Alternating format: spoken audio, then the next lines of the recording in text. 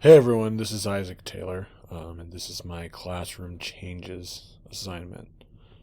This assignment was actually really interesting for me as I kind of related most of my questions to my elementary school clinical educator, and I kind of was wanting to know why there was such a drastic difference between elementary school and high school, which is where my first 8 weeks was. So that's kind of where I was interested in and why there's such a huge change from just even fifth grade to sixth grade.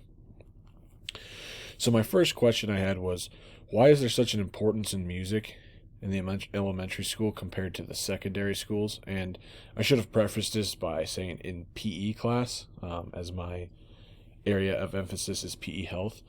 But in high school and middle school, there is not a whole lot of music being played during an activity or um, instruction of any kind. Whereas in elementary school, as soon as the instruction is being done and they are off and running in their activity or skill that they are working on for that day, there is music playing right away. And my clinical educator was talking about how he believes that is so important. And basically, what he was saying is because in elementary school there are the whole goal, and this goes for middle school and high school, is that the whole goal in elementary school is to just get the kids moving because PE class in elementary school is only 25 minutes long every other day. And so we only get 25 minutes of getting them to get moving and burn some energy. And so music is just one way that can get them moving because if you've ever seen little kids, play or anywhere where music's playing, they're likely to dance. So he says, if we're doing a skill or some sort of game that involves a little bit of standing around, where it's not just like running around the whole time, like tag, they're gonna dance and they're gonna be moving, which is the whole goal, like we talked about. So music not only distracts them from what they're doing and helps them get moving, but it also is just kind of a fun time for them. I mean, you want the kids to be looking forward to PE class and not dreading it. So he just thinks music is a great tool to get kids moving. And he said that in high school, middle school, you're going to have kids that don't want to move anyway. So music is just either going to distract them more or it's just going to be pointless and they're going to complain about it. So if you can kind of find the happy medium, music's a great tool for the upper levels. My second question was, since there's only 25 minutes for each class of the day, how is fostering relationships with the students? And so in high school, I was able to connect with pretty much every student, and I loved it. Able to ask about their day, with their sporting event, if they did well on the test that they were talking about, they were struggling with, or whatever it was. Whereas in elementary school, I mean, you see half of the school one day, and then the next day you see the other half. And so I'm still trying to memorize names because I see so many students and they're running around all the time. And so my question was, how can you foster relationships? And pretty much his answer was, it's hard to foster relationships. Just like you said, you only have 25 minutes. And so making sure that you have good standards and expectations is going to help you a lot, as they will then get to know who you are as a teacher and respect you. And then that will in turn let you respect them and start to get to know them and start fostering relationships that way.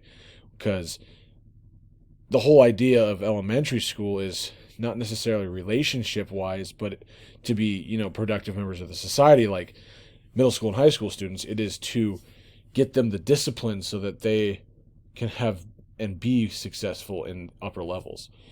That's why they're so structured, and they have to be quiet in the hallways. They have to listen. And so it's more about drilling into them being respectful and listening to rules and following expectations than it is becoming not necessarily friends with them, but being a mentor that you can't be. Obviously, there are going to be some students where that is what's going to happen, but with only 25 minutes, it's not going to be as much as in the higher levels. My third question was, is there a lot of technology that is used in the elementary school? And his answer was, in the classrooms themselves, there is quite a bit of technology, whether that be YouTube or any other um, elementary appropriate websites or technology. I mean, I know my sister and Cheyenne, they got iPads when they were in like third grade. So obviously it is a huge thing. But in PE, not a whole lot of technology is used. Sometimes they do play video games like VR or like Wii Sports or the Xbox Connect just to introduce something new to them. But usually the main technology that's used on an everyday basis is just the music, which is not used by them, but it is used by the teacher. So it is mainly about getting them moving, learning games and those locomotor skills that me and my clinical educator talk about every single day. And that's really what is the most important in PE, not necessarily the use of technology. My last question is, what are the standardized tests that you use, and is it the same for every district? Obviously, there are a number of different national tests you can use. The one that Spearfish School District uses not only at elementary school, but middle school and high school is FitnessGram. And the reason why they use it is because it allows them to track the tests that they do in kindergarten all the way to high school. They're the same tests, and they should be improving every year. And if they don't, they can see why. And it just allows them to keep track of the students, and that also helps the state with obesity rates, physical fitness rates, and it just also keeps the teachers accountable because it'll allow them to, once they've used it for 12 years, kindergarten, once they've used it for a student from kindergarten up until they're senior, they'll be able to see where maybe there's a dip, not necessarily in the education, but in the student's life itself, and what then we as teachers can do for those students to help them be more physically active, whether that's in the classroom, one-on-one or whatever. And then if there's a common trend, it can also then be used for hiring, firing purposes, and all that fun stuff. So it just is an easy tool that's electronic and no paperwork that's involved. So then my reflection from my high school experience, PE was weird for me, at least in high school. I was a super athlete. I played baseball, football, and wrestled. I was a 3-sport athlete year-round, so I loved PE just because it was something I liked, and obviously I'm doing that now as a career. But one thing I did notice is that we would literally walk around the gym or outside for like 20 minutes, and we would just talk to our friends. And I never quite understood that. I always didn't like it. And now that I saw in high school the kind of warm-ups that they do more of like an athletic warm-up. And so that was nice to see the difference there. Whereas they did more of like high knees, butt kickers, jogging in place, push-ups and sit-ups, stuff that is not going to just get them to get their blood flowing, but it's also going to go directly towards those standardized tests that they do with the sit-up test, the push-up test, the mile test, and then the flex arm hang, which is just overall strength of the arms. And so never understood the walking as a warm-up in middle school and high school, but so that just could be something where the teachers are like, we'll kill 20 minutes and then we'll just do whatever. Whereas here in Spearfish, I like that they're getting them moving and working directly towards those goals and those standardized tests that we as teachers should be working towards. And then something that I noticed a lot during my student teaching, as well as in my high school experience, was that there are a lot of breaks and downtime. Especially in the upper level, the secondary level, there is a lot of breaks and downtime because you have 90 minutes. And so trying to fill up 90 minutes of continuous activity with high schoolers is almost impossible. I mean, it's literally trying to teach to high schoolers without them looking at their phone for 90 minutes. It's really, really hard. So there's a lot of breaks and downtime, whether that be instruction or waiting for someone to finish running or a game to finish on so that you can rotate, whether that be like a badminton or a table tennis type of thing. And so that's something that I not only noticed in my high school, but also during my student teaching. So I think it's just one of these things where students that want to do it will do it for the whole time, and students that don't won't.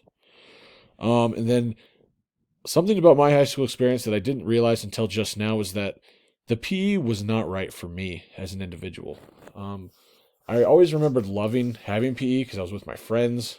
We were all similar interests. And so I was able to just play against those guys. But when I had to play against people that weren't athletes or didn't care about PE, I was bored out of my mind. And it made me not look forward to going to PE.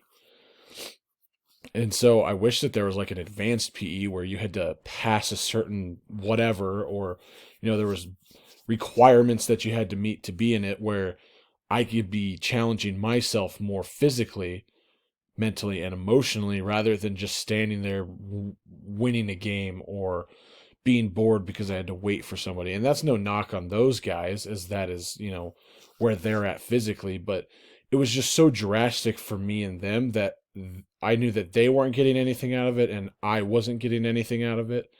And so maybe PE should be more individualized, or there should be like an advanced PE. I'm not sure. But I just, and I could say that for both sides of the spectrum. For someone that doesn't like PE, they're not going to try, and it's not right for them.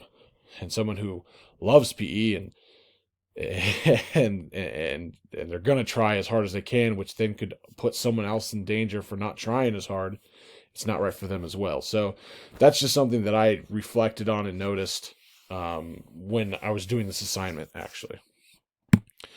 And then lastly, my analysis of how I'll teach PE. My main thing, especially during student teaching, and just kind of my philosophy in life, is to foster relationships. And obviously that'd be with my students, but that's with everybody really. One thing I noticed within the first day of student teaching at high school versus elementary school was how little there was of fostering relationships with the elementary school students. And I think that you're going to get more of a high school, middle school student being their friend than if you were just being a drill sergeant to them. They want to come to you. They want to be your friend. They want to think that you're cool. The next thing is less worksheets and more labs. That's towards the health aspect.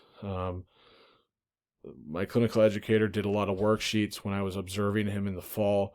And then when I got to student teach, I noticed that they didn't like it. So then I did more labs and they seemed to like that more. And then that's just something that I'll be able to do to help alleviate the stress of getting work done just to get it done, instead of doing a lab, taking time to reflect on what they learned and why it's important to themselves. Also, making time for the student and not the plan. What I mean by that is students should be guiding the class, with the teacher coaxing them into what the teacher wants them to learn. So I something I learned during my student teaching at the high school was that I should have goals and not specific questions. And why I say that is because I should have 3 goals where they can learn, and however we get to those 3 goals is how we're going to get to them. I shouldn't have a plan that I have to follow, because then the kids get bored and they may not care. And what we really want them to do is care. And that's where being passionate about your subject and wanting them to learn really comes into play. And then something that I took from the 2 books that we're reading is using the jigsaw method and student teaching. We did a teacher in service about the Hattie research, actually, and then we're reading the book in class. So it was kind of a cool, a cool connection that I was able to have. And me and my clinical educator tried the jigsaw method and the student teaching. It worked really well, just because it allowed them to teach themselves and then teach someone else. And obviously, if you can say it, hear it, speak it, listen to it, and write it, you're going to master it.